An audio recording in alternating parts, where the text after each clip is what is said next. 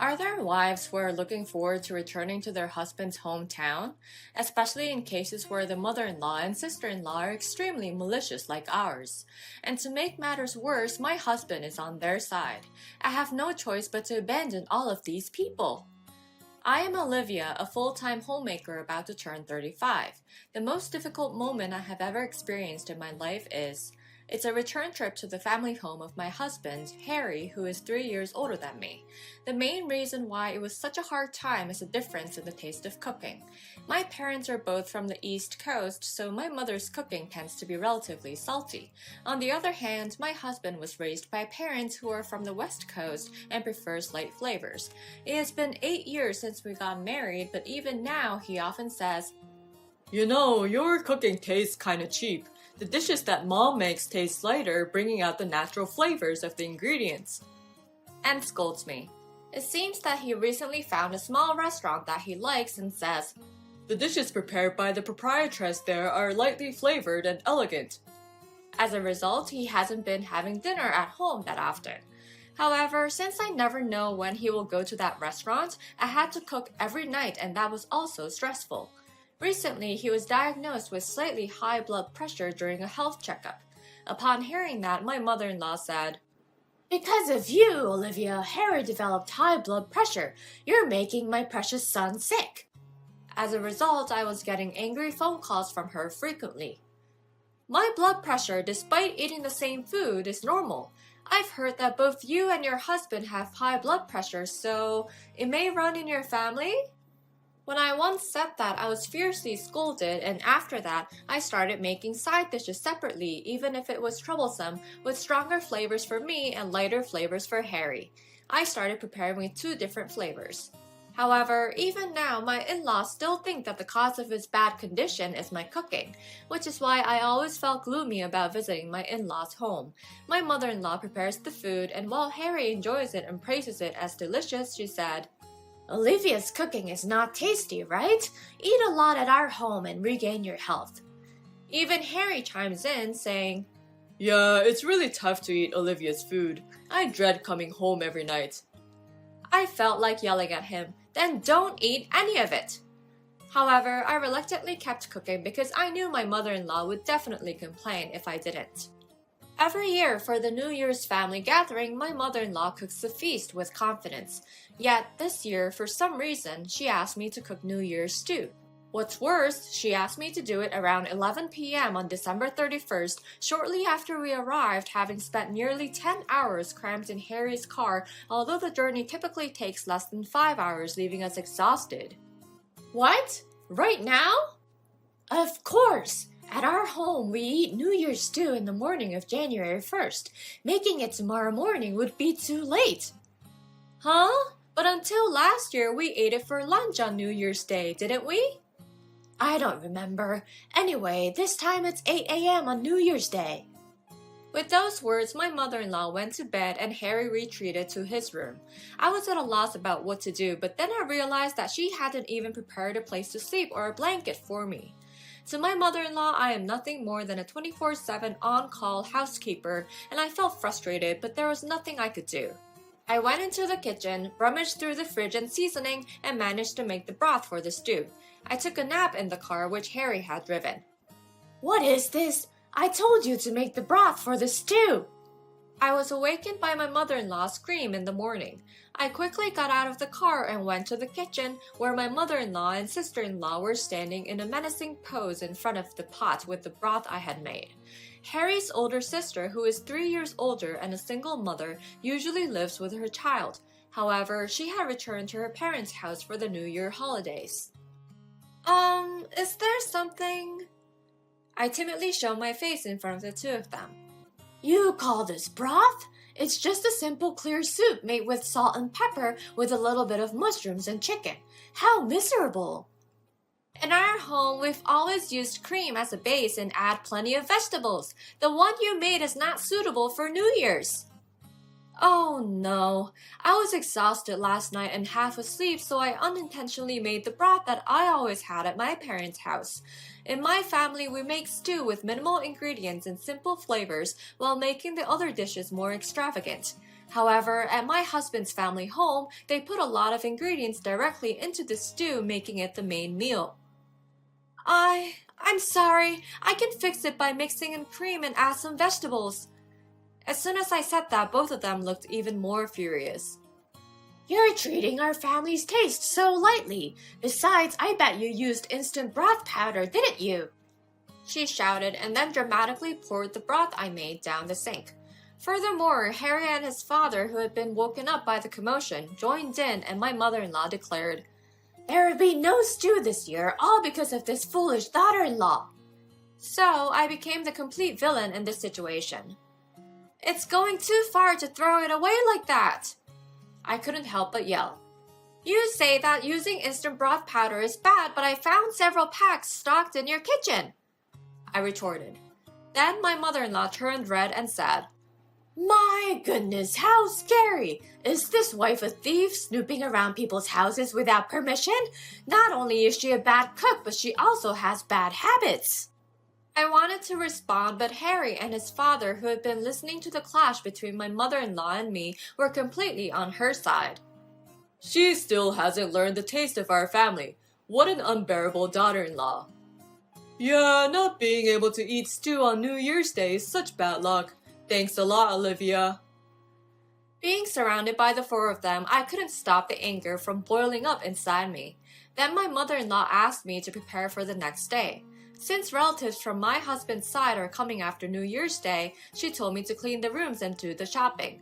However, cleaning the floor alone is one thing, but wiping the floor with freezing water in the countryside numbs my hands. On top of that, because it's New Year's, my mother-in-law brought out expensive ornaments and crafts from the back of the closet, saying, These art pieces are worth tens of thousands of dollars, so handle them carefully. So I had no choice but to clean them with great care while being called clumsy or inefficient and be my mother-in-law's target of her sarcasms. But in the first place, is it appropriate to clean on New Year's Day? Running the vacuum cleaner loudly would surely bother the neighbors. Shouldn't the housewives have nothing to do during the first 3 days of the new year? That's why we prepare long-lasting dishes to eat for a while, right? What's even more troublesome is the shopping. She asked me to buy groceries for cooking, drinks and snacks, among other things. However, all the supermarkets around my husband's house are closed during the first 3 days of the new year, and I have to drive almost an hour to the station to do the shopping.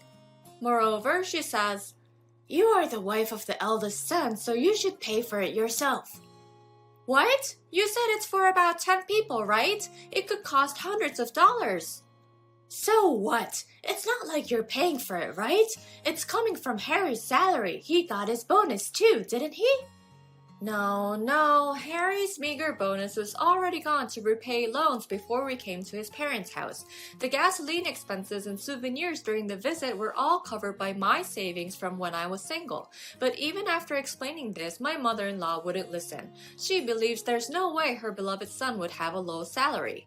After New Year's Day, Harry's relatives kept coming every day. It was I who greeted them at the entrance and exchanged New Year's greetings.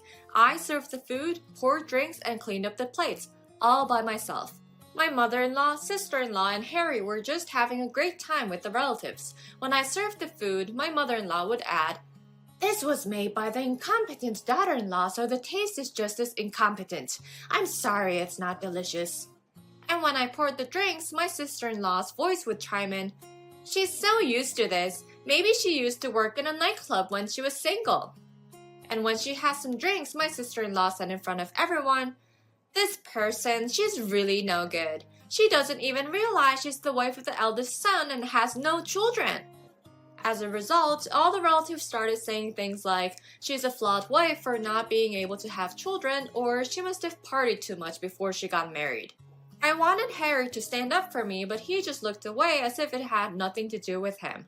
Who do they think is responsible for all these hurtful comments? And on top of that, my sister-in-law's child is in kindergarten and he's a mischievous boy with behavior problems.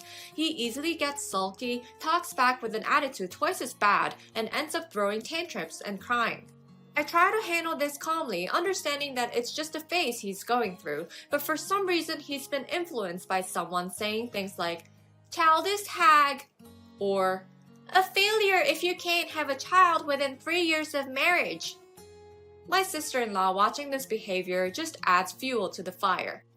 Olivia, you need to study up on child rearing. I'll have you watch your son, so practice, okay? Then she lounges around with my in-laws. On top of that, she asks, "Where is this kid's New Year's gift?" I had forgotten to bring one, so I found a piece of white paper and wrapped $10 in it. But she said, "Huh? This poor child doesn't have a father, so give him at least $50. Well, he doesn't have a father because you had an affair with your boss who already has a family. Despite that, my in-laws dote on my sister-in-law and this nephew because she gave birth to a boy. My mother-in-law's words, "Olivia is really stingy. Is it because you can't have children, so you're being mean?" truly infuriated me. I was trying really hard to keep myself together, but on the second day in the early afternoon, I finally reached my breaking point. My mother-in-law and sister-in-law said to me, "After making dinner tonight, go back home on your own. You're so annoying." Meanwhile, Harry is smiling when he said, "Sorry, I'll scold them later, so you go ahead first," and went to his room. I could hear him talking to someone on the phone, and suddenly he came out and said he was going to eat at that small restaurant he liked. He seemed so happy even though it would take about 10 hours to get there due to the New Year's traffic. Why was he so thrilled? He was leaving before me even though I had to go home as well, and weren't most of the customers there worked at companies as a businessman? It was strange for them to be open on the 2nd of January. I became convinced that he was having an affair and the person on the phone was the proprietress of the restaurant. My husband left me behind with my in-laws without any hesitation to go cheat on me. Because I've had enough of everything, I said with a smile, "Don't worry, this will be my last year." I pushed Harry into the car and sent him off as he requested, then prepared dinner quickly and left my in-laws' house. Of course, I used all the ingredients in their house and cooked the dishes using plenty of salt. Harry seemed to have taken my words at face value and thought that I would just simply not visit his family's house anymore. But naturally, I was already considering a divorce. It has been 8 years since we got married and his family still treated me like a total stranger, never considering me as anything more than a housemaid. Seeing this, he didn't defend me and even cheated on me. There was no point in living with him anymore. After leaving my in-laws' house, I went back home briefly, packed my belongings, and went to my parents' house. On my way there, I called my parents. My mother and even my father, who loved the strong taste of my mother's cooking, got furious and said, "Get a divorce right away!" So I stopped by the municipal office on my way and got the divorce papers to send from my parents' house. 2 days later, Harry called me in a panic and said, "Hey, why are we getting a divorce?" "Why? Your mother said it too, right? That I'm an inadequate wife. I can't cook well no matter how much time passes, and I can't have children. What benefits do you have from being with me?" I had to suppress the urge to berate him for cheating on me and emphasize that I was not suitable to be his wife or my in-law's daughter-in-law. Anyway, getting a divorce is a priority. I'll say what I want to say later. In a simple manner, Harry fell right into my trap and said, "Yeah, you're right. A woman who can't have children isn't suitable for a family." A few days later, however, he seemed reluctant to sign the divorce papers. That's when I decided to go all in. My mother-in-law said, "Do you think you can resolve everything with just a piece of paper? How audacious! You should come over and say an apology, like, 'I'm sorry for being an incompetent daughter-in-law.'" On the day when my in-laws were celebrating my nephew's entry into elementary school, I went to their house as planned. As expected, not only my in-laws but about 10 relatives were also present. Insults like, "How shameless," and "Stone-hearted woman," were exchanged among the relatives loud enough for me to hear. So, I took out a piece of paper from my bag and began explaining while showing it to everyone. This is the result of the fertility test we took together with Harry when we were trying to have a baby. As you can see, the reason we couldn't conceive is because of Harry. What I said caused a general stir among the crowd. "That's impossible, right, Harry?" My mother-in-law yelled and Harry's face turned pale. Yeah, that's right. It must be some mistake," he stammered. "You might be right. It must be some mistake since you and that proprietress of that small restaurant have a child together," I remarked. The entire room was stunned. What are you talking about?" Harry tried to defend himself desperately. I decided it was time to present the evidence I had gathered from a private investigator. I laid out a few photographs showing Harry with the proprietress of the small restaurant along with a baby. The child looks to be about 6 months old. That means you cheated on me while we were married, I pointed out. Initially, Harry looked stubborn and pale, but when I pressed him further, he resorted to an excuse. It's because you couldn't give birth. It's not because I couldn't give birth, it's because I couldn't conceive. I understand that you want to believe this child is yours. Oh, I don't care if you believe it or not, it's my child. But wouldn't it be better to confirm that with a DNA test? I suggested. In fact, after the fertility test showed that the cause of infertility was with Harry, he went to another general hospital for a retest. The result was the same, clearly indicating that the infertility issue was on his side. This is the result of the second test. It's almost the same as the first one. Can't you see that? I explained to the relatives while pointing at the numbers. The atmosphere in the room drastically changed, and Harry and my in-laws were met with disdainful glances. It seems that neither my mother-in-law nor my father-in-law knew about Harry's infertility, leaving them dumbfounded. Then, my sister-in-law joined and said, So, it means my son will be the heir of this family, right? Hell no! I won't let a child born out of an affair inherit anything. And so it became a heated battle among them. But wait, if the child of the small restaurant's proprietress is really Harry's child, then that child would also be a result of an affair. I wanted to know how the battle would unfold, but I couldn't stand staying at my in-laws' place any longer, so I left.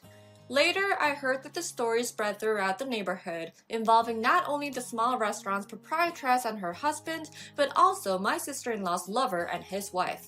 My sister-in-law was still in a relationship with her boss. I managed to get alimony and property settlement from Harry, and in addition to that, I received compensation from the husband of the small restaurant's proprietress and the wife of my sister-in-law's lover.